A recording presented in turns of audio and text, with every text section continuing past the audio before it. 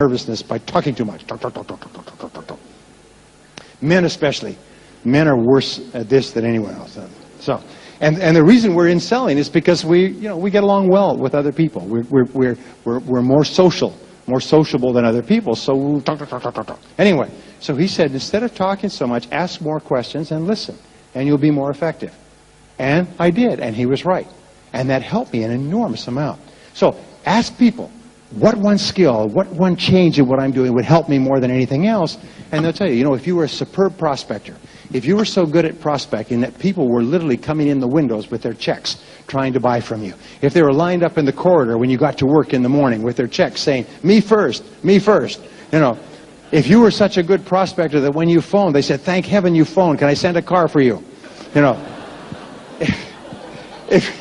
If you were such a good prospector, would that double your income? Say yes. Okay, then set that as a goal. I'm going to be superb at prospecting. And then the only question you ask once you set it as a goal is what? How? How do I become so good at prospecting that I have so many prospects I don't have time to see them all? That becomes your question, right? For the rest of your life, from now on, say, what one skill would help me the most? And it's always the skill where you're the weakest. And then you set it as a goal, and you make a plan, and you work on it every day until you bring that skill up.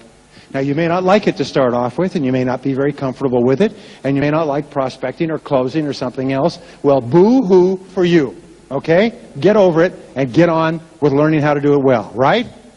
If you're going to be in this business, you're going to have to master the key skills in this business, right? So don't give yourself excuses. Well, I'm not very good at prospecting. Well, shut up. Who cares what you're good at? The fact is that all business skills are learnable. Okay, say it. All business skills are learnable. If anybody else can learn to be good at prospecting, so can you. The fact that they're good at it is proof that you can be good at it as well. And if you double the number of good prospects you have, what will happen to your sales? They will double. And what will happen to your income? It will double. So let's figure out how to do it. All the optimist says is, how do I do it? What's the way? How do we do it? I know it's possible. Because they're an optimist. You have an unrealistic expectation of success. Sometimes people think that you're smoking something on the side, because you're so positive all the time. But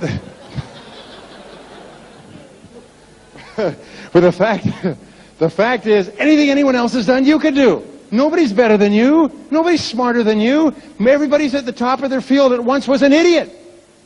Sometimes those people were at the bottom and people made fun of them and they had no success and they had nothing. Now they're up there and everybody says, ooh, ooh, ooh. Oh. Believe me, anything that anyone else has done, you can do as well. Just make a decision what it is, be absolutely clear, and then set your future, your ideal, set the goal to achieve the ideal, determine the skill that you'll need. Now here's the fourth orientation, and this is really important. It's called growth orientation.